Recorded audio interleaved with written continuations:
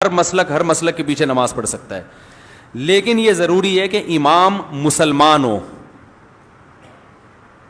سمجھ رہے ہو؟ اگر کوئی دیوبندی امام ہے جو شرک کرتا ہے تو اس کے پیچھے نماز جائز نہیں ہے. کوئی اہل حدیث امام ہے جو شرک کرتا ہے تو اہل حدیث یہ نہیں کہ اہل حدیث کے پیچھے نماز نہیں ہوتی، اس اہل حدیث کے پیچھے نماز نہیں ہوگی. اگر کوئی بریلوی مکتبہ فکر سے ہے اور امام شرک کرتا ہے تو اس کے پیچھے بھی نماز نہیں ہوگی. اس لیے نہیں کہ بریلویوں کے پیچھے نماز نہیں ہوتی، بلکہ اس لیے کہ وہ اسپیسیفک وہ جو امام ہے وہ کیا کر رہا ہے؟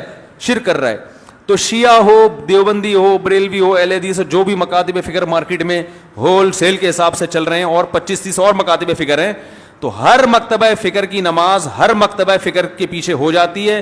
شرط یہ ہے کہ امام شرکی عقیدے کا حامل نہ ہو، ختم نبوت کا منکر نہ ہو، شرکی عقیدے کا حامل نہ ہو. اگر وہ شرک کرتا ہے تو چاہے دیوبندی ہو، اہل حدیث ہو، جو بھی ہو، نماز نہیں ہوگی.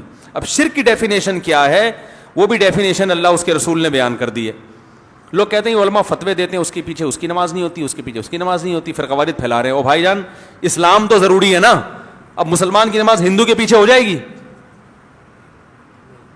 تو اسی طرح مشرک کے پیچھے بھی نہیں ہوگی، چاہے کسی مکتبہ فکر سے ہو. اور مشرک میں سب سے بڑا شرک کیا ہے؟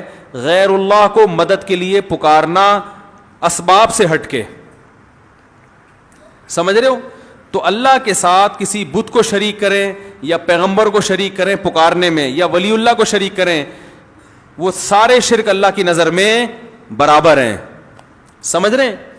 تو شرک کی جو ڈیفینیشن ہے اس پر میں ڈیٹیل میں بیان کر چکا ہوں کہ غیر اللہ کو پکارنا، کون سی پکار حلال ہے اور کون سی پکار شرک ہے، اس پر میں پوری ڈیٹیل سے بیان کر چکا ہوں.